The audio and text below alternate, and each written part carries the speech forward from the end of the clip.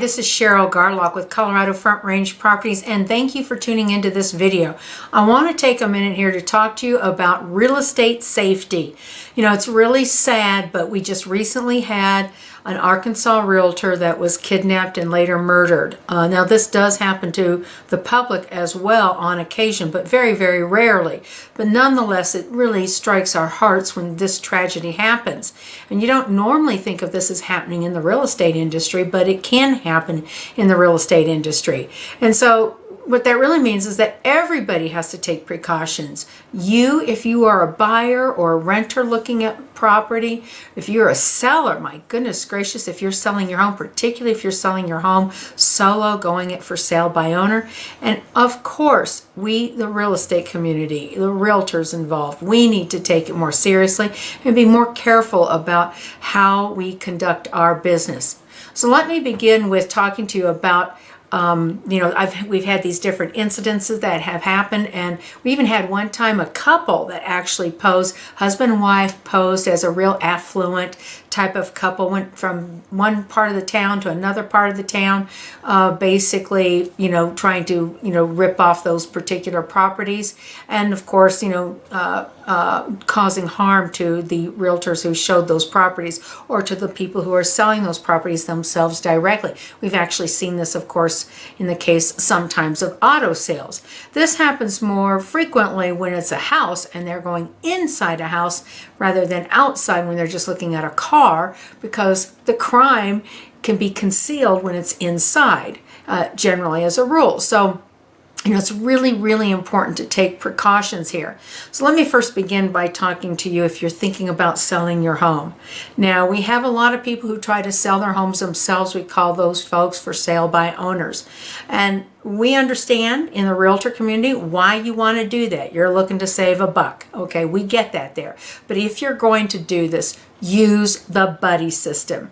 So let me just say, if you're going to be showing the property to anybody, if you're going to be holding an open house, for heaven's sakes, have two adults there.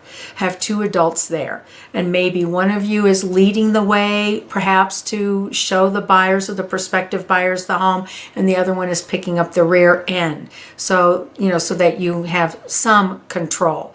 But definitely use a buddy system kind of situation, and get rid of the kids. Have the kids leave. Don't have the kids around when you're showing this property to strange people. If you're going to hold an open house type of situation, just don't do that. You don't know whether somebody's coming in there to really just case your place or if they might cause you bodily harm. It does indeed happen.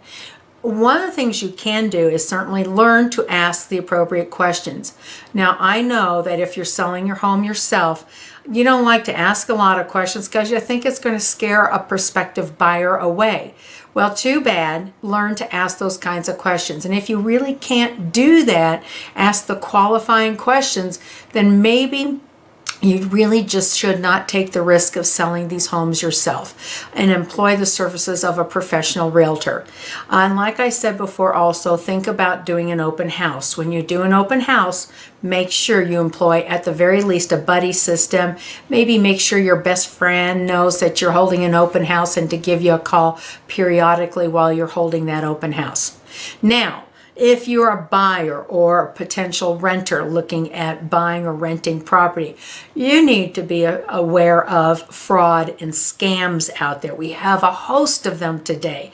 You can find them all over the place. We got people that are actually advertising properties that they don't even own, or it's not even their listing, but they find the property to be vacant, and then they'll go ahead and sort of set you up to seemingly see that property or drive by it, just send us some money. That's a big fraud and scam situation that we have going on, and that's just part of the doing business on the internet. So what can you do if you are a buyer or a renter and you're going at this again solo, meaning you're not represented by any realtor involved or you haven't contacted a property management company? Number one, ask the realtors for a copy of their their professional license. We call them a pocket card, and this is what in Colorado we get a pocket card that looks something like this, and we can show you that as far as identification is concerned, so that you know that legitimately we are a licensed realtor, whether we're selling real estate or conducting property management.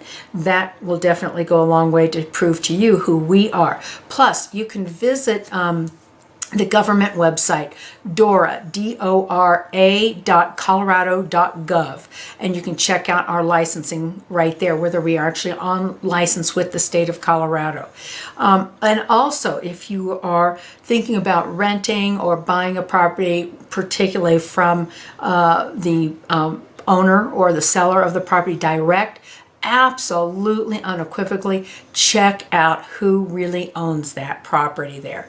Now, you can go ahead and go to the assessor's records there and check to make sure that those people in fact are the lawful owners. You got to admit, there's nothing worse than you putting down a deposit, whether it be for a security deposit or an earnest money deposit, only to find out that, oh, you just gave this nice big check to somebody who doesn't even have any legal rights to enter into a contract to sell or rent that property. So go ahead and go to the assessor's office in whichever county that property is located in, and look up the records to see that that person or those people do indeed actually own that property there. Now, if you're the realtor on it, please, my fellow colleagues, let's all be very, very careful here. Here's my take on it. I'm going to ask you guys a lot of questions. I don't care if you're a renter, a buyer, a seller of a property, an investor of a property. I'm going to ask you a lot of questions to find out, number one, if you're serious, and what I call if you're for real, in the industry there. But I do practice safety. And so if you don't have the right answers to those questions there, then I may not be your best candidate for a realtor there. But I'm also going to ask you to check your ID potentially here to find out, like, hey, that you really are who you say you are, and husband and wife, you kind of live at the same address, or it all makes sense, that kind of thing. And you should not fear us asking you for that kind of information there. You're going to be releasing that information anyway when you go to the lender to get a loan. So be prepared for that. We might ask you if you have been pre-approved or pre-qualified with a lender. We might ask you for a copy of that lender letter. Be prepared to show that to us. On a lot of our properties here, particularly the higher end properties, you can't even get into a showing if you don't provide evidence of a lender approved letter or a bank letter stating, that you have sufficient assets in your bank account as signed by the bank officer. So these are important because these are precautions that everybody wants to enable and make sure that everybody is safe in the wonderful world of real estate. So keep on going out there, look for homes to buy, look for homes to rent, offer your homes for sale, look for homes to buy as an investment opportunities there. But just remember, play it safe. There is no sale to a buyer or a seller of a property, and certainly not to a realtor, that is worth jeopardizing your safety. That's it. Cheryl Garlock with Colorado Front Range Properties, and thank you for listening in.